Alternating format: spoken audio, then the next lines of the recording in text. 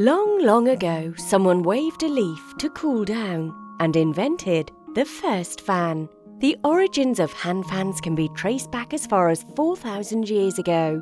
Illustrations in ancient Egyptian temples revealed using fans for cooling and ceremonial purposes.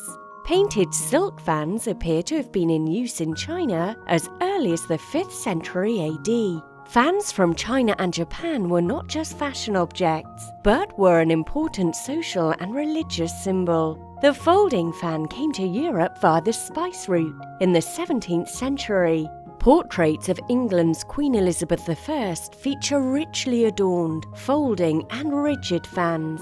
In the 18th century, fans became more accessible to ordinary women, developing into an essential fashion accessory. The birth of Impressionism in the 1850s inspired renowned artists such as Degas, Gauguin, and Pissarro to paint fan fabric.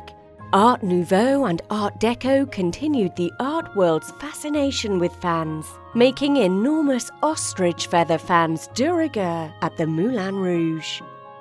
Long, long ago, someone picked up a leaf to cool down, and today Rockcoco reintroduces modern women to the fan in all its beauty.